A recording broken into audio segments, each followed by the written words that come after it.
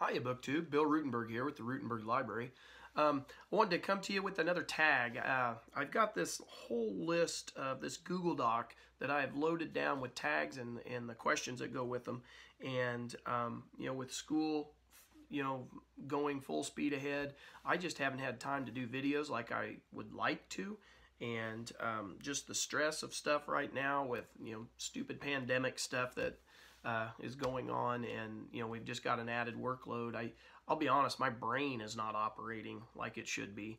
I feel like I'm on overload, but here I am on a Saturday morning, and I feel good and spunky here. So I'm gonna do some of these tags and share my thoughts with you, and upload these videos throughout the week so I don't have to worry about it later. But anyway, going to do the reading tastes tag, and I've seen this going around lately, and that's the problem with the tags. I've got a lot of old tags I want to do, and I've put some off that I need to really get done, and then I keep seeing these new ones popping up, or resurrection of old ones that of different tags I want to do. So again, here we go. So the reading tastes tag, this was originally done by Sophia's Thoughts, and I'll leave the link to her video, and I watched it on Sean Standfast's, Steve Donahue's, and the Bookish Bryant's. I watched all three of those. And I watched Sophia's Thoughts, so there's 4 of them I've watched. And I'll put the links to all of those in the descriptions down below. I agreed with Steve in his video. He talked about how it's good, even though these are questions that are kind of built into other tags. It's good to kind of rehash through these every once in a while, because you get new subscribers to the channel, and it lets them get to know you a little bit better. So anyway, I agreed with him on that point, and so I'm gonna go ahead and get started here. So question number 1 on the reading tastes tag. First question is, what is your favorite genre? And for me, this is super simple. I love nonfiction. I read more nonfiction than anything. I like historical fiction, but nonfiction is my favorite genre, with an emphasis in American history or biography. I like both of those, probably about the same. So I love history. I love nonfiction. What I've really loved about YouTube is, or BookTube, is it really started out as heavy fiction, but more and more I see nonfiction people getting on here and talking and carrying on conversations, and I absolutely love it, because it just helps me with my reading, giving me book ideas and stuff like that. So that's my favorite genre, nonfiction with emphasis in American history, especially early, like American Revolution and then the Civil War. Those are my favorite time periods to read about in the genre of nonfiction. So question number 2. What is the most difficult genre for you to read? For me, I have to basically agree with almost every video that I've seen on this. I think almost everybody said this. Self-help books. I can't stand them. I never have been able to read those. They make me want to puke. And I'm sorry if you like them. I know some people like them, but I do not like self-help books. And I can't remember which video it was. Somebody was talking about that, and I think it was Bookish Bryant's. He was talking about how you have somebody who has this one idea and they think it covers everyone in the world, and that is just not true. We are all individual human beings, and maybe you got a good idea. Maybe I shouldn't take away from that, but typically those self-help books are a joke. I think it's more of a get-rich-quick scheme, and it just makes me want to just scream.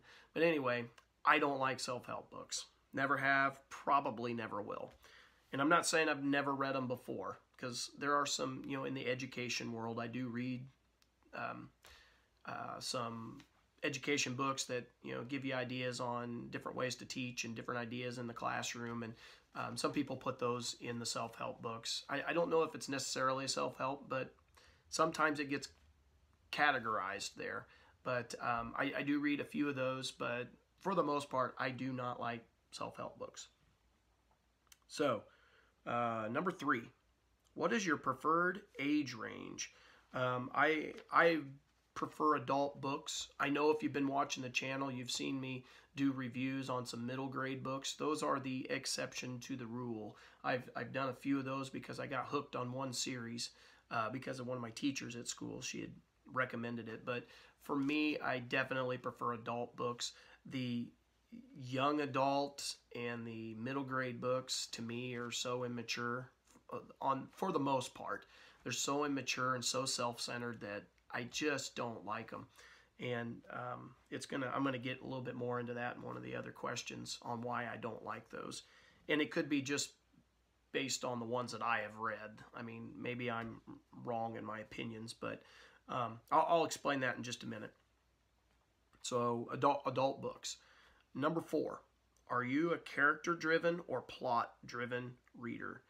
I probably could go both ways. I think probably more plot than character, but you got to have good characters sometimes to move a plot or to help move the plot along. So it's kind of a tricky one for me, but I think probably plot. I like a good story. Number 5, do you have a preferred perspective? I don't like first. Are we talking first? First person. I don't care for that nearly as much. It's harder. I think for an author, it's harder to do a good job with first person. And third person is much better. I prefer to read third person, and that's where I was going to go with the YA books, the young adult books. Young adult books. A lot of those are that I've read are done like in the first person, and you're following along the character, and it's so self-absorbed. And I think of just some examples, and this is from just the ones my daughter have read, my wife have read, the Twilight books. Nope. Self-centered. I just don't like it. The Divergent books, the Hunger Games, let's see, what was the other one, or is that it? That might be it. But I mean, just those type of books done in the first person, and I just don't like that style. It does not suit me. I like a novel done from the third person. So that's the perspective I prefer. Do you have a preferred tense? So present tense versus past tense. I like past tense. Like I said, I like nonfiction history books, so I like my stuff past tense. The present tense, which goes along with those YA books, I do not like them, and I don't know why. I don't know what it is. It's just something about that style that I do not like. So I like past tense. Number 7, do you like series or standalone books best? I'm kind of in between on that. I like both. I love, if we're talking fiction, my John Grisham books. Those are all standalones for the most part, and I love all those books. But I also like John Jakes, who does epic series like his Kent Family Chronicles series, 8 books, and so I love those. Those are some of my favorites as well. So I like both. I don't know if I have a preference. Now, I do like a book to wrap the story up, or at least that portion of story within the covers. I don't like to be left on a cliffhanger and I have to read the next one. That the Track series that I've been reading, those middle grade books recently, they do a cliffhanger at the end of every single book, and I don't like that. Matter of fact, I think I forgot to say that in my reviews. I don't like that. I like to have the story come full circle before I move on to the next one. But that doesn't mean that that's a great thing about John Jakes' like Kent Family Chronicles, is you can read each of those as a standalone novel if you would like. But he's got the storyline that goes through, with the Kent family, that goes through the entire book series. And they refer back to events from previous books, but you don't necessarily have to have read those books to understand, what's going on in the volume that you're in. I don't know if that made sense, but anyway. And then another thing I like about some of the John Grisham books is he takes a lot of his books and they're down in either Mississippi or like right around Memphis, Tennessee, or He's got some in Virginia. But anyway, some of his characters, they're all standalone books, but some of his characters are the same in the books. So like the director of the CIA and stuff like that. Some of them they got the same director in several different books. And I kind of like that because it gets me to where I know what's going on. But if I just picked up one single volume, I don't necessarily had to have read those other ones. But if I've read all of them, I can kind of smile and see how he's tying all the stories together. So anyway, I don't have a preference on that. Number 8, which would you rather, long or short books? Again, I don't have a preference. I see merit in both, and I have read both. And sometimes it just depends on what kind of mood am I in. And if I am in a reading slump and I'm a little bit, down, depressed about whatever's going on, I like a shorter book because it makes me feel like I'm getting through my story and moving, picking up my pace of life. But if I am in a great reading mood and I'm ready to sit down for a long time and I'm in the mood to read for a long time, a big thick book is nice. And a lot of it also depends on the author. Can they keep the story moving? Because there's nothing worse than getting in a 800-900 page book and the author has a very slow pace with his writing. I can't stand that. But you can read some books that are 800 pages, but the story just flies, and it doesn't feel like 800 pages. So a lot of that might depend on my mood or just the author themselves. So I like both. I will say that most of my books that I like usually fall in the 400 page range, like 350 to 450, right in there. That's usually what I read, but I have both ends of the spectrum. I have shorter ones, I have longer ones. Number 9, which format do you like best?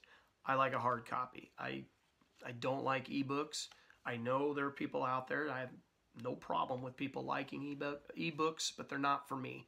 And even worse than that is audiobooks.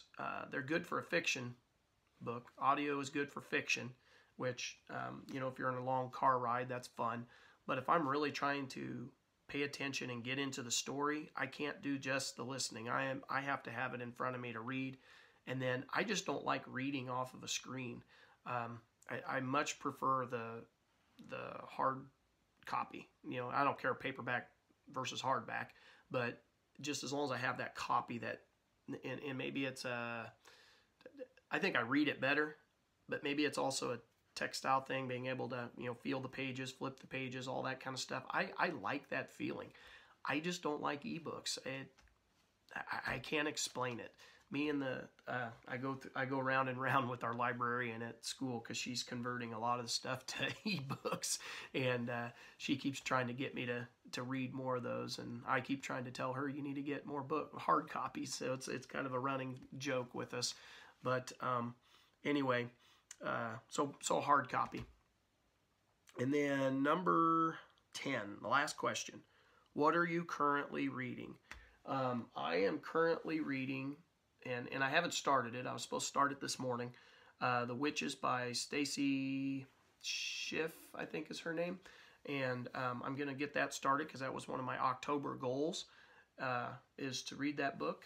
I was kind of in between. I didn't really get much reading done this week because I've been busy with school stuff. And so I was supposed to get that started. But that's going to be my next book that I am reading.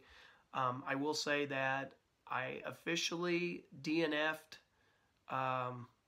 Tales of the South Pacific by James Michener. I can't get through it. I like some of his other books, but Tales of the South Pacific, I can't get in it. So I was currently reading that one, but it is an official DNF. I put it on the shelf. I might try to come back to it, but can't do it. So Stacy Schiff's The Witches is my current read. Anyway, BookTube, thank you for watching. Hope you enjoyed this. Be sure to go check out those other videos that I mentioned. Sophia's Thoughts, the original one for this tag, Sean Standfast, Steve Donahue, and Bookish Bryants. They all did a wonderful job. I enjoyed them. I hope you'll enjoy them. Hope you enjoyed this one. So till next time, happy reading.